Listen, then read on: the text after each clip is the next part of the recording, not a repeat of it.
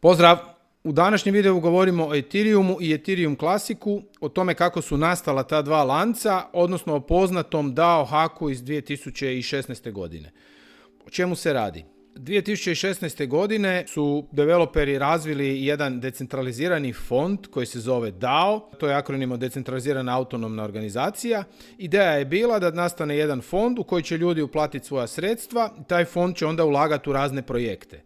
Kad uplatite sredstva u taj fond, uplatite Ether i dobijete tokene koji predstavljaju vaš udio u tom fondu. Kako ti projekti u koje su uložili rastu i kako zarađuju novac, taj novac se vraća natrag u taj fond i ti investitori na taj način zarađuju jer vrijednost njihovog tokena raste.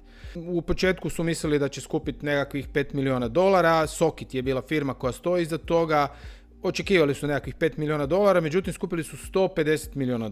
To je ogroman novac i očito je ta ideja je naišla na plodno tlo i zaživjelo je. Ono što je naročito bilo ljudima zanimljivo da su ljudi koji su uložili u taj DAO dobili te tokene i ti tokeni su im dali mogućnost glasanja. To su bili governance tokeni i oni su mogli glasati o tim projektima koji će biti financirani od strane tog DAO-a. Znači sve je jako demokratski, sve se događa on-chain, sve je vidljivo, sve je transparentno i sve funkcionira bez ikakvih direktora, bez ikakvih ljudi, bez ikakvih odbora. Sve radi automatizirano i trebalo bi funkcionirati, jednom kad je na blockchainu, trebalo bi to funkcionirati zauvijek i svima donositi nekakav benefit. Međutim, taj cijeli DAO počiva na smart kontraktima, znači na pametnim ugovorima i sve bi trebalo biti automatizirano i pogonjeno kodovima. Upravo tu je bio problem, ti smart kontrakti su u sebi sadržavali neku grešku, neki bug i naravno dogodilo se da je to neko provalio, neki haker je to uspio ta sredstva početi izvlačiti van. To je bio ogroman šok zato što se 15% svih etera koji su bili u opticaju tada su bili unutra u tom DAO. I sad je to postalo veliki problem. Haker je iskoristio ranjivost tog DAO-a i počeo izvlačiti van novce i sad se postavilo pitanje šta da radimo. Dok ekipa ulaže i zabavlja se sa uspješnošću projekta, ovaj tu lik po imenu Emin Gun Sirer, kasnije ćemo ga znati kao jednog od osnivača Avalanche, je upozorio da u kodu postoji bug i da bi mogao biti eksploitan i da postoji opasnost. Nisu ga baš previše doživljavali i 17. lipnja 2016. godine haker je provalio, napravio je svoj neki kao manji DAO u kojeg je isisavao novac iz ovog glavnog. Znači koristio je tu neku ranjivost sustava. Šta se događa? Haker može isisati $8 milijuna na sat u taj svoj manji DAO, ali cijeli kod je napravljen tako da i kad se napravi kad cijeli novac ode u taj manji DAO, on je zaključan na 28 dana. Znači on neće moći povući unutar tih 28 dana, haker neće moći povući sredstva. Samo će moći sebi prebaciti na taj svoj manji DAO. Naravno, panika je nastala, svi su se digli na noge, svi su rekli šta da radimo. Formirali su tim white hackera. White hackeri su ljudi koji rade na dobrobit sustava, ali koriste iste te metode koji haker. Znači oni sad isisavaju istom tom metodom, isisavaju van novce da ovome ne ostane puno, da umanje štetu koju on može. Znači ako oni isisaju sa svoje strane, on neće moći sve ukrasti. Jedan od tih developera koji je glavni u tome se nalazio u tom trenutku negdje u Brazilu, obavijestili su ga o tome i mora brzo raditi jer evo novac izlazi van, međutim njemu u tom trenutku nestane interneta jer je dole bila neka slaba internetska veza. Tako da baš se poklopilo nekakvih čudnih stvari. Etheru je naravno pala vrijednost sa 20 na $11 i nastala je cijela drama. Svi su se sad raspisali šta da rade i kako da se s tim nose.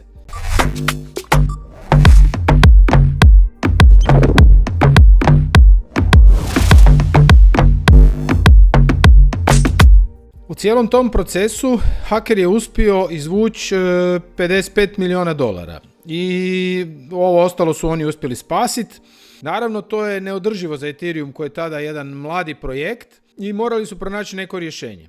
Uslijed svega toga javio se haker i na Pastebinu je poslao pismo. Uglavnom poslao je ovaj dokument koji je onako jedan od značajnijih dokumenata uopće u povijesti kripta, gdje on kaže: našao sam taj kod, ja sam izvadio 3 milijuna i 600 tisuća etera i evo zahvaljujem vam na tome. Sve što sam ja radio je to da sam postupao u skladu s onim kako je kod napisan. Ja nisam ništa hakirao, ja sam to naravno uzeo u skladu s onim kako je kod zapisan, a znamo da postoji načelo kod is law, znači kod je zakon. Ako nešto piše u kodu, to je zakon i mi se nećemo u to miješati. On je pažljivo proučio kod i on je vidio da postoji za njega nagrada od 3 milijuna i 600 tisuća etera i on je to sebi claimao. Isto tako je rekao da bi svaki pokušaj stvaranja nekog hard forka ili neutraliziranja te njegove krađe doveo do urušavanja povjerenja uopće u pametne ugovore i uopće cijelo načelo šta se tu sad događa sa Etherom i s tim pametnim ugovorom i u kriptu i u blockchain općenito. Kasnije, nakon par godina, ova tu Laura Shin, novinarka, išla je pokušati otkriti ko je taj haker.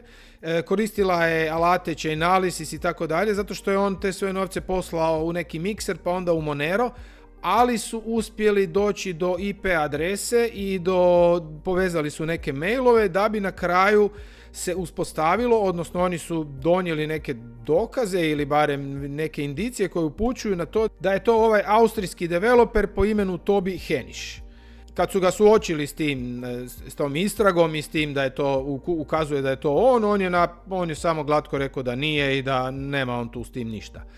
Ali je zanimljiva jedna druga stvar, da je on pisao blogove prije toga DAO haka u kojima je upozoravao upravo na to. I nikoga nije slušao. Znači on je rekao, ljudi, ovdje ima ranjivosti, ovo bi mogao neko eksploitat, moramo to popraviti, moramo to ili odgoditi ili moramo se o time pozabaviti. Community nikoga nije baš doživljavao, nisu ga poslušali i čovjek je napravio ono na što je upozoravao.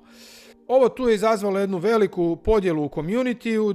Vitalik koji stoji iza cijelog projekta i čije je to djelo i taj DAO je trebao zapravo dokazati da kako Ethereum radi u praksi i koja je tu cijela vrijednost cijele te priče. On je naravno bio pod ogromnim pritiskom da sad donese neku odluku i da nešto napravi. S jedne strane je bila odluka da ostave hakeru te novce i da on s tim ode, ali je to bilo jako veliki udio u cijeloj ukupnom supply Ethereuma i to bi potencijalno dovelo do toga da se uruši cijeli projekt, jer je još bio dovoljno mlad i da cijeli projekt možda ne bi uopće opstao nakon toga. Ali da pritom poštuju načelo code is law. Znači, ako je nešto zapisano u kodu, to ćemo smatrati zakonom i nećemo to kasnije mijenjati, jer ako imamo upliv ljudi, ako imamo neke odbore i neke direktore, to uvijek završi na jedan način, a mi smo upravo napravili sustav koji će biti otklon od toga. Znači, ne želimo ići u tom smjeru. S druge strane, imao je pritisak da napravi hard fork. Na taj bi se način anulirala ili poništila ta njegova krađa, Ethereum bi dalje nastavio kao da ništa nije bilo, ali bi bio hard fork. Nastao bi znači novi lanac u kojem se to nije dogodilo, taj događaj će se ignorirati i kao da se nije dogodio i mi smo otišli svojim putem na našu stranu. A ti njegovi eteri bi ostali u limbu, negdje bi ostali u zraku, bezvrijedni jer nemaju lanac na kojem oni uopće postoje. Odluka je morala se donijeti neka odluka, znači tih 28 dana je isticalo i Vitalik je tu pisao blog, evo tu je iz July 15.26. gdje on sad objašnjava šta i kako.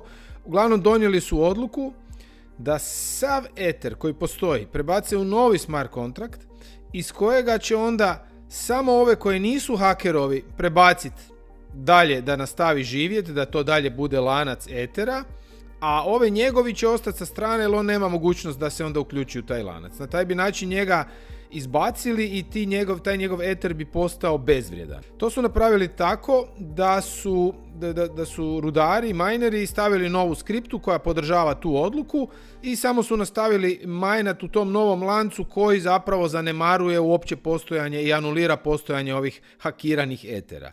I oni su naizgled riješili problem. Međutim, jedan manji postotak, jedno 20% rudara se nije priklonio toj odluci i htjeli su da Ether ostane vjeran načelu code is law i da poštuje taj najduži lanac i da zapravo zadrže sve Ethere i da ovo što je ovaj ukrao, da je to nesretan slučaj, ali da neće zbog toga mijenjati kompletno cijeli lanac i neće zbog toga raditi taj hard fork. I oni su ostali manjina, ali postao je taj lanac. I sad taj haker u ovom novom velikom Ethereumovom lancu glavnom nema svoje tokene jer su ga oni zaobišli. Međutim, njegovi tokeni postoje, odnosno njegov Ether postoji u Ethereum Classic lancu koji se kasnije nazvao, to je taj novi lanac, odnosno stari originalni, ali manjina, koji se kasnije nazvao Ethereum Classic. I danas imamo, ako pogledate u CoinMarketCapu, to je taj Ethereum Classic, on ima 1,3 milijarda market cap, dok recimo ovaj glavni Ethereum koji je zapravo fork klasika, ima 256 milijardi. Znači, ogromna je razlika, ali živ je. Evo, ovaj Classic kaže da su oni original Ethereum, što je istina. Dakle, Ethereum Classic je onaj originalni lanac u kojem haker ima svoje novce, oni to nisu ništa mijenjali. Međutim, on sad više nema Ether ovaj tu koji vrijedi $2000, nego ima ovaj Ether koji vrijedi 8,80, jer je sad to taj Ethereum Classic koji manje vrijedi. Znači, on je zadržao neke svoje milijune, ali puno manje, i u tom trenutku kad se dogodio taj hard fork, to je ujedno bio i jedan od većih airdropa. Zašto? Zato što su svi koji su ostali na ovom velikom Ethereum lancu ujedno dobili i Ethereum Classic, koji je bio puno manje novaca, ali recimo ako ste imali $1 milion na Ethereumu, u Ethereumu ovom glavnom koji je forkan, imali ste isto tako i nekih $1000 u Ethereum Classicu koji ste mogli claimati. To nije bio airdrop u klasičnom smislu, nego je to bio airdrop u smislu da ste imali nešto na oba dva lanca. Na taj način je community odlučio riješiti tu situaciju i od tada nadalje su mjenjačnice izlistale ticker ETH za ovaj novi lanac koji je rekao Vitalik i koji je rekao većina community-a, a ovaj originalni stari koji se sad zove Ethereum Classic, njemu je ticker drugdje, njemu je ticker ETC. Ticker je ova tu oznaka tokena ili coina. ETC u odnosu na ETH koji je ostao tu kod ovoga koji je forkan.